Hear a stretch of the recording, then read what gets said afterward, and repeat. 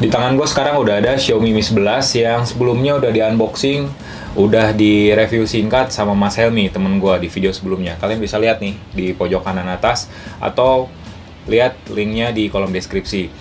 Sekarang gantian ceritanya, gue lagi megang Mi 11 juga. Gue mau mengulas beberapa hal dari smartphone ini, mulai dari spesifikasinya, terus pengalaman gaming kayak gimana, ngebahas kamera, sama ngebahas sisi audionya yang katanya keren banget. Penasaran kayak gimana? Mending tonton terus. Yuk!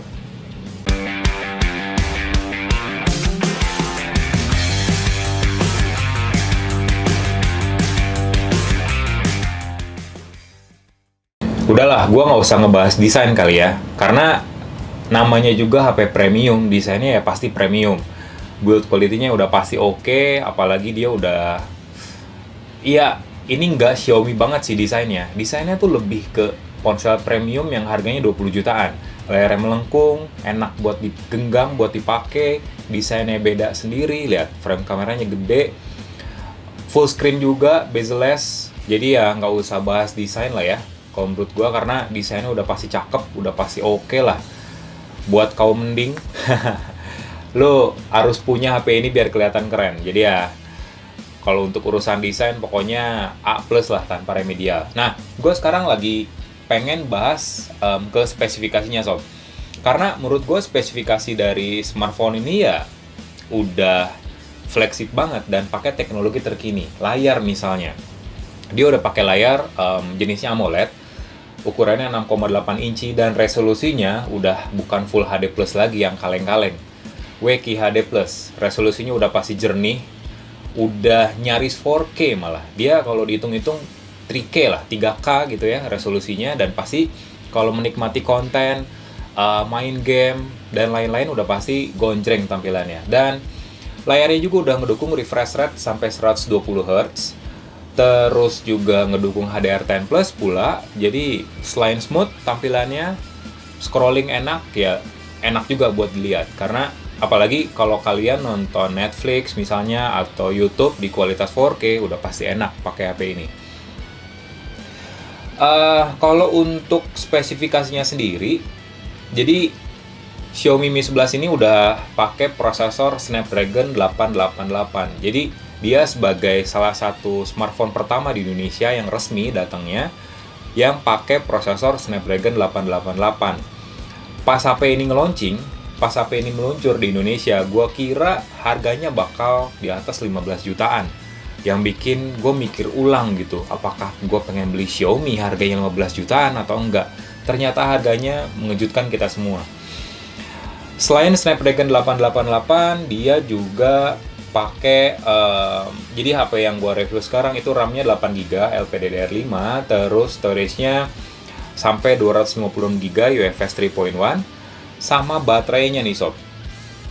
Baterainya sendiri itu berkapasitas 4600 mAh dengan fast charging 55 watt, dan kita dapat chargernya langsung, adapter chargernya di box pembelian. Jadi kalau kalian beli HP ini mahal-mahal, nggak dapat batangan doang sob, dapat casing, dapat charger, dapat kabel USB pula. Jadi aman. Nah, yang gua soroti di sini dalam hal spesifikasi adalah pengalamannya sob. Kalau untuk benchmark sendiri, HP ini memang udah pasti kenceng banget, karena menurut benchmark yang gue lakukan di Antutu Benchmark versi 8, itu skornya udah 700 ribuan lebih. Ini skornya tinggi banget sob, asli. HP yang pernah gue review aja, yang sebelumnya pernah gue review, nggak ada tandingannya lah sama HP ini. Kalau buat skor mah 700 ribuan itu udah tinggi banget. Apalagi untuk 3D Mark aja, untuk untuk pengujian slingshot sampai slingshot ekstrim, itu aplikasi sampai nampilin skor max. Tulisannya max, bukan skor angka lagi, tapi max. Saking powerfulnya pemrosesan grafis dari GPU smartphone ini. PC Mark juga, smartphone ini udah pastinya multitasking, scrolling, bikin presentasi, kerja, multitasking, buka aplikasi lebih dari satu secara bergantian, udah pasti lancar lah, nggak bakal nge-lag sama sekali. Tapi ya, namanya juga HP ya, nggak ada yang sempurna lah di dunia ini gitu ibaratnya ya, nggak ada yang benar-benar 100% sempurna. Ada beberapa kekurangan yang gue rasain juga di dalam hal spesifikasi, dalam hal performanya. Gue sih bener-bener nggak ada keluhan lah kalau untuk kinerja. Multitasking, main game, nanti akan gue bahas soal main game, dan lain-lain udah enak banget pakai Xiaomi Mi 11. Tapi di sini ada kekurangannya, yaitu bodinya yang panas. Kenapa gue bisa bilang HP ini panas? Karena pas gue melakukan benchmark, terus gue pakai sehari-hari juga, Mas Helmi juga pakai HP ini sehari-hari, rasa panas itu ya memang bikin gak nyaman pas gue pakai HP ini.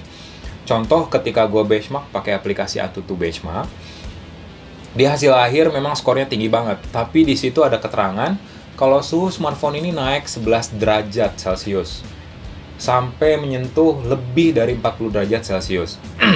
Ketika gue pakai dengan suhu setinggi itu nggak nyaman aja di tangan. Apalagi bodi belakang dan depan smartphone ini udah pakai panel kaca yang udah dilapisin sama Gorilla Glass Victus pastinya. Akhirnya gue mengatasi rasa panas itu pakai softcase plastik yang dikasih Xiaomi dalam paket pembelian. Cuman tetap nggak bisa ngurangin hawa panas yang ngeganggu itu. Jadi ya itu salah satu kekurangannya, meskipun Xiaomi Mi 11 ada sistem pendingin sendiri yang bisa menurunkan suhu ya secara efektif, dan juga meningkatkan performa smartphone ini ketika kita melakukan aktivitas yang berat ataupun main game dengan grafis yang tinggi. Baterainya gede 4600 mAh, tapi gimana dengan daya tahannya? Gue udah melakukan beberapa pengujian. Salah satunya adalah pakai aplikasi PC Mark Battery Life, fitur Battery Life. Jadi pakai aplikasi tersebut, smartphone ini menjalankan beberapa simulasi kayak pemrosesan, terus juga scrolling browser, buka medsos, video conference, dan lain-lain non-stop. Jadi nyala terus prosesnya, nyala terus layarnya, dan itu bisa bertahan sampai 11 jam 52 menit.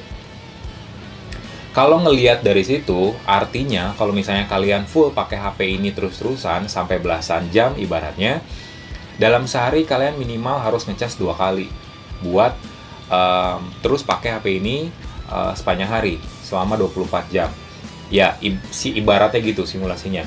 Untungnya ngecas HP ini nggak butuh waktu yang lama banget, karena ada teknologi fast charging 55 watt yang bikin pengisian daya dari smartphone ini tuh kenceng banget. Menurut pengujian gua, lagi-lagi dari 2% sampai penuh cuman butuh 56 menit aja, kurang dari sejam. Kalau misalnya baterai ini habis pas lagi jam makan siang misalnya, kita ngecas tinggal makan penuh. Kalau misalnya kita ngecas pagi-pagi, kita siap-siap sholat subuh dan lain-lain, penuh. Jadi ya nggak butuh waktu lama buat ngecas HP ini. Dan sama game-game yang gue mainin, buat ngetes, buat ngeliatin ke kalian kualitas grafis dan kualitas layar sama kualitas performa dari Xiaomi Mi 11. Nah, gini nih cara buat ngaktifin info refresh rate di layar kita. Pertama, kita harus ngaktifin developer option dulu. Untuk ngaktifin developer option di Xiaomi, kita cuma butuh ngeklik 7 kali di MIUI version. Sampai kalian ada tulisan you are already a developer option.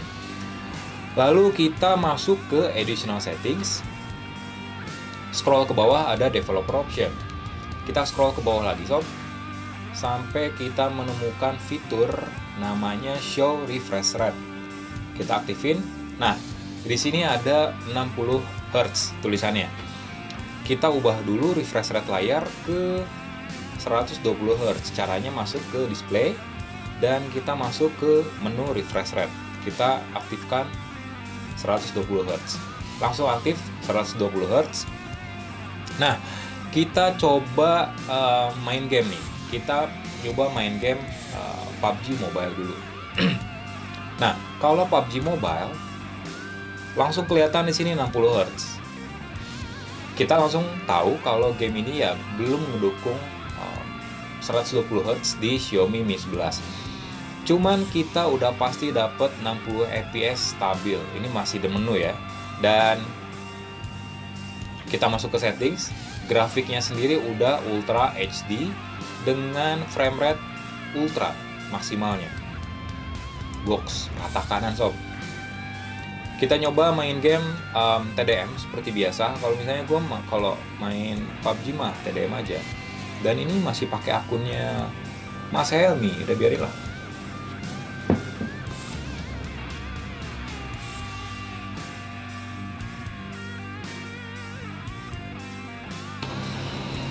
Oke. Kita nyoba main. Nah, di sini kelihatan masih 60 refresh rate-nya. Jadi ya benar-benar nggak ada peningkatan, Cuman kalau untuk FPS kita dapat 60 FPS sob. Wah, asli sih. Gila. Kapan lagi main PUBG grafis rata kanan 60 fps ya di Xiaomi Mi 11 doang. Abis kita main game, kita sambil ngelihat suhunya ya. Wow. Iya. Kita segame, kita langsung ngelihat suhunya. Tapi ini udah berasa anget-anget sih. Ini udah berasa anget sih.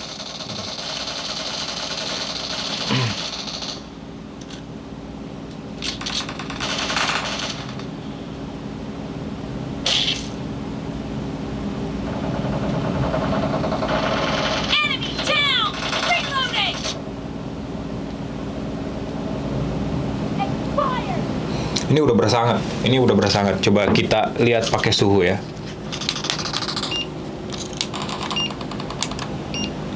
Di kanan, di atas dan bawah udah 30-an dan di tengah 29. Kalau untuk di layar ya masih 31, tapi udah berasa hangat sih. Ini masih normal, cuman udah berasa hangat. Kita nyoba dulu satu game.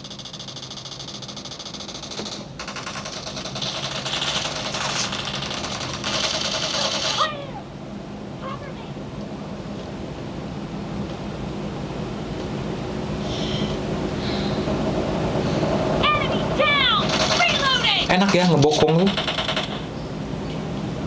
Main bokong tuh enak ternyata. Biasa dibokong, sekali main bokong ketagihan.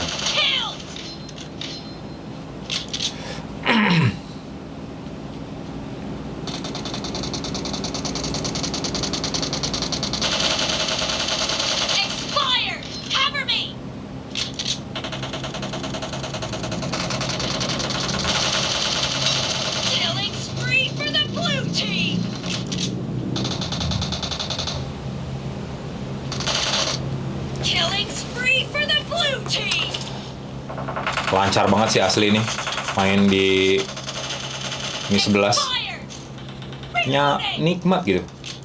Suaranya juga lihat, denger nih, kalau di gua sih kedengerannya ini oke suaranya. Speaker stereo Harman Kardonnya tuh empuk dan gak pecah suaranya.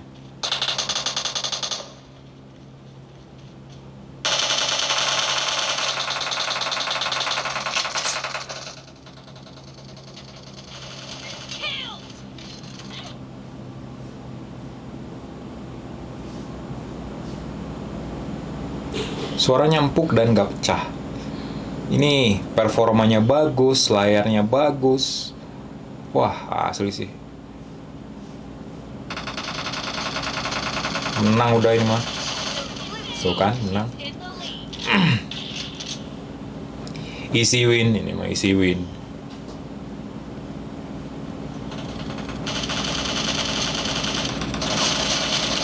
Anjir. Rawan ngomong kasar kalau main game-game kayak gini tuh.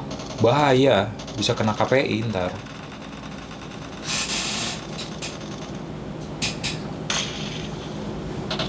Malu aja gitu. Gara-gara main PUBG diblokir. Aduh.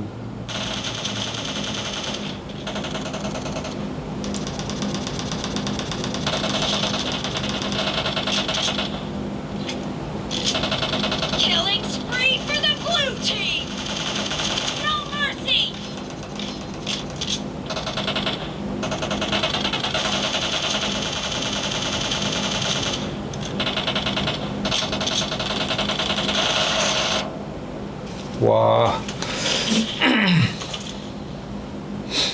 Ayo, ayo, bentar lagi nih. 10 poin lagi. First time main TDM, gue bukan beban. Aduh. Biasanya kalau main PUBG, kalau lagi nge-review gini tuh kelihatan banget gue jadi bebannya. Tapi ini enggak sih, alhamdulillah. Nah, bentar. Ngendok di atas, aduh, kelakuan. Kamu kenapa lagi?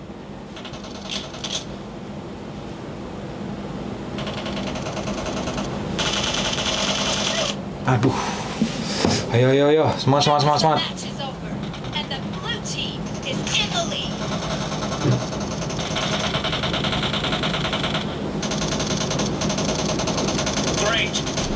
Lima lagi, lima lagi.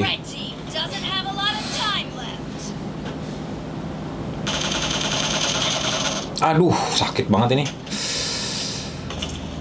Beban dah gua.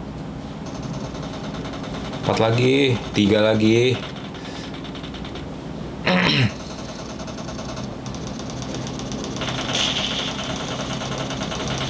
Tapi tetap ya, di sini tuh 60 refresh rate-nya tuh tetap 60. Dan lancar banget, sob. Lancar banget asli. Meskipun kita ditampilkan di 60 refresh 60, tapi kita tetap bisa main game di grafis rata kanan di 60 fps. Siapa yang nggak suka coba? Meskipun ya nggak 90 Hz atau 120 Hz, tapi kita tetap dapat 60 fps stabil di grafis rata kanan. Kita lihat sekarang suhunya berapa. Sekarang suhunya antara 32 sampai 30 di bagian 33,6. Dan untuk bagian depannya 33,7. Kita langsung hajar main game lainnya. Nah, untuk game lainnya yang support 120 Hz. Di sini gue udah install Mortal Kombat.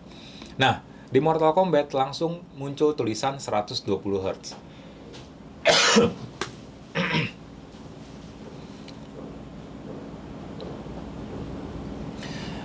Jadi gue udah searching beberapa game Android yang support 90 sampai 120 Hz dan Mortal Kombat ada di daftar paling atas dengan grafis yang bagus, ala-ala game PC, game konsol. Terus juga kita bisa main di refresh rate paling tinggi.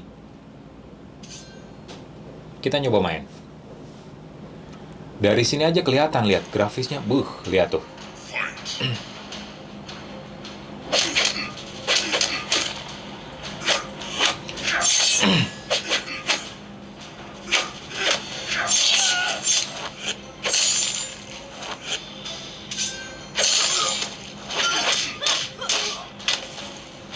Perpindahannya lihat, transisinya, lihat.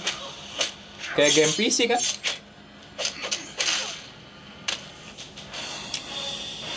Mantep banget, lihat. Aduh, beda banget lah, 60 refresh rate, 60 Hz sama 120 Hz itu beda banget emang. Tadi kan masih tutorial kalau tadi. Nah, ini benerannya nih.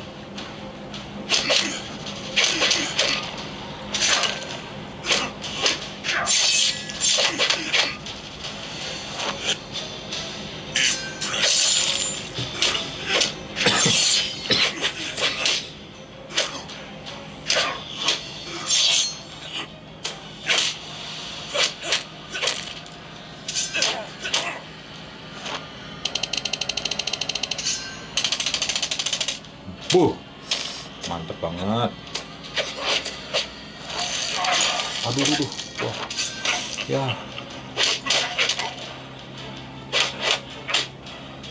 Kayak berasa main game PC ini beneran. Lancar banget ini.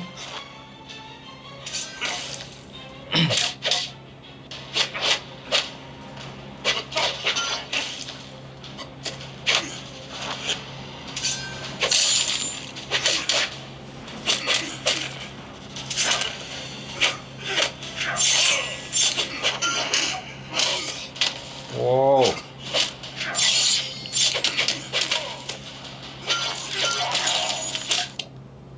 Salah. Nah.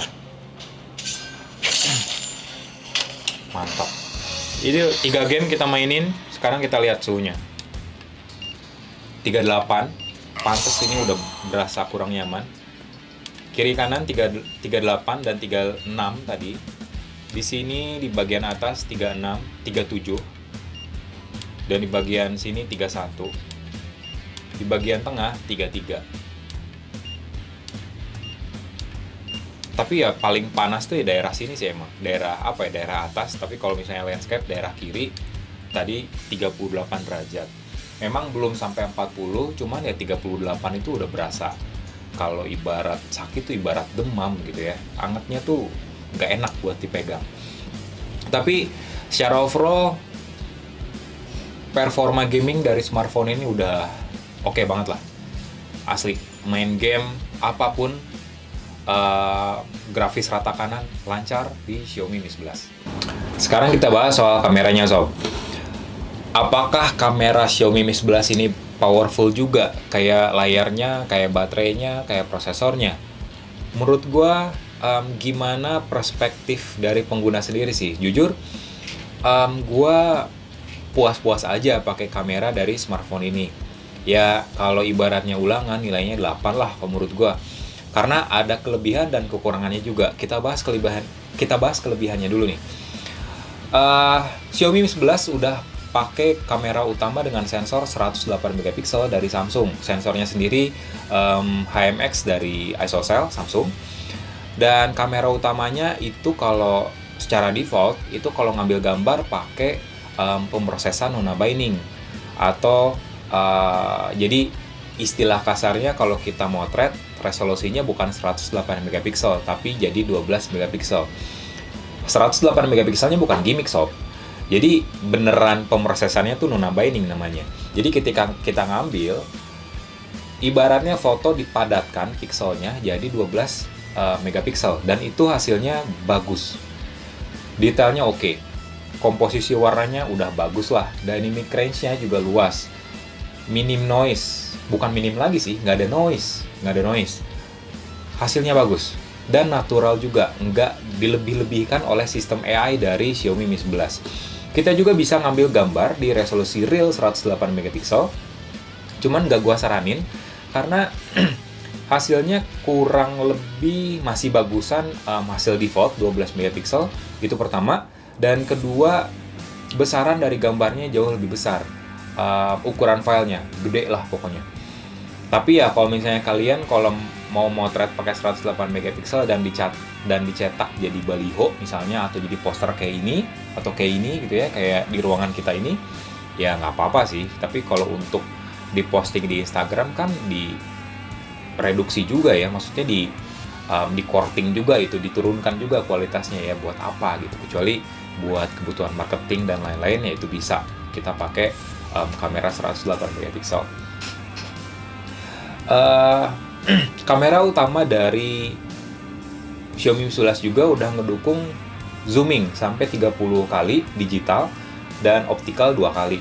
Nah, di sini kekurangan yang kalau menurut gua, flagship saat ini tuh udah kayak dari Samsung misalnya atau dari Oppo itu udah pakai konfigurasi kamera periskop, telefoto dengan skema periskop.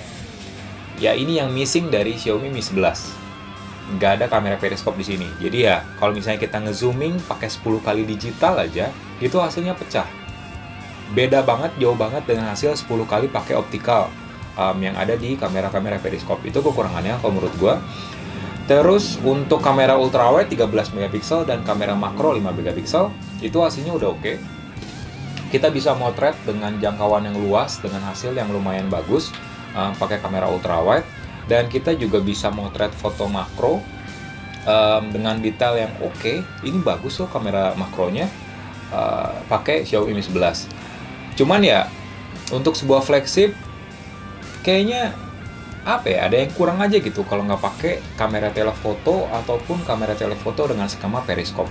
Mungkin ini bisa jadi saran buat Xiaomi buat nge-launching yang versi Pro mungkin atau Mi 12 atau seri-seri lainnya yang pakai kamera periskop atau kamera telefoto untuk market Indonesia.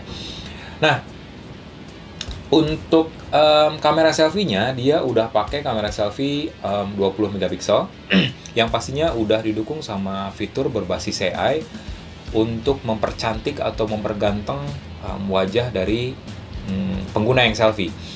Nah, tapi di sini ada catatan buat kalian yang mau ngaktifin fitur HDR di Xiaomi Mi 11, kita cuma bisa ngerekam 1080p di 30 fps dan 4K di 30 fps. Kita nggak bisa ngerekam 8K dan 720p juga hanya mentok di 30 fps aja. Itu buat kalian yang mengaktifkan fitur HDR. Kita juga dapat fitur stabilisasi steady video, itu buat ngerekam biar lebih stabil aja dan hasilnya juga oke. Apalagi kamera dari Xiaomi Mi 11 memang udah didukung sama OIS atau Optical Image Stabilization ditambah sama AIS atau stabilisasi gambar berbasis software. Jadi udah pastinya stabil banget. Meskipun kita nggak pakai fitur steady video berbasis software di kamera, perekaman gambar pakai Mi 11 dengan pengaturan yang standar itu tetap stabil, tapi ya bakal lebih stabil ketika kita ngerekam video di pakai fitur Ultra Steady berbasis software. Untuk kamera secara overall gue suka dengan performa kamera dari Xiaomi Mi 11. Kita bisa ngambil foto kapanpun dan dimanapun, di kondisi apapun, mau gelap, mau terang, hasilnya tetap bagus. Pertanyaan pamungkasnya nih sob, apakah Xiaomi Mi 11 worth it buat dibeli? Jujur, harga 9,9 jutaan ini bukan worth it lagi, tapi ngancurin pasar, asli. HP dengan Snapdragon 888 yang gua kira harganya bakal di atas 15 bahkan 20 jutaan, dijual Xiaomi di Indonesia cuma 9,9 jutaan aja, kurang dari 10 juta. Buat para pengguna yang nyari HP untuk jangka panjang 2-3 tahun, Xiaomi Mi 11 bisa jadi jawaban yang tepat. Ngeluarin uang yang gede di awal, tapi untuk pemakaian jangka panjang, smartphone ini ya cocok lah buat tipikal pengguna seperti itu. Snapdragon 888 kalau menurut gue performanya udah sangat bagus, udah sangat oke untuk pemakaian sehari-hari, untuk main games, untuk multitasking dan lain-lain jangka panjang. Desain dari smartphone ini juga timeless, oke banget, premium. Lihat, beda sendirilah ibaratnya ya, nggak mainstream kayak HP-HP zaman sekarang, vertikal lagi, ataupun kotak, desainnya kayak kamera boba gitu ya. Ini enggak sih, ini malah unik kalau menurut gua. Layarnya juga oke, WQHD+, 3K resolusinya, terus HDR10+, refresh rate-nya 120Hz, udah mirip-mirip kayak HP gaming. Kunjreng pula kualitas layarnya, baterainya, daya tahannya juga oke. SOT mencapai hampir 12 jam, tapi kalau misalnya kalian pakai HP ini ya dengan SOT minimal maksimal 7 jam atau 8 jam ya mungkin bisa lah pakai smartphone ini seharian. Terus kualitas kameranya juga bagus banget buat kalian yang para konten kreator ataupun iseng-iseng motret-motret sana sini bisa memanfaatkan kamera dari Xiaomi Mi 11. Jadi ya smartphone ini memang worth it buat dibeli. Smartphone flagship harga 9,9 jutaan, teknologi terkini, ya siapa yang nggak mau gitu ya sob. Mumpung masih 2021, mungkin bagi kalian yang masih nyimpen uang bonus awal tahun, bisa beli HP ini buat sebagai perangkat daily driver jangka panjang sampai 2 atau 3 tahun ke depan. Jadi ya smartphone ini bisa masuk rekomendasi kami buat kalian untuk tipikal-tipikal pengguna seperti itu. Gua Faisal, itu dia review Xiaomi Mi 11. Tetap jaga kesehatan, tetap semangat, dan semoga pandemi COVID-19 ini segera usai di Indonesia biar kita bisa bercengkrama, biar kita bisa ketemu teman-teman, keluarga tanpa batasan lagi, tanpa jaga jarak lagi. Ya, pokoknya intinya untuk saat ini tetap semangat, tetap jaga kesehatan. Nun sob.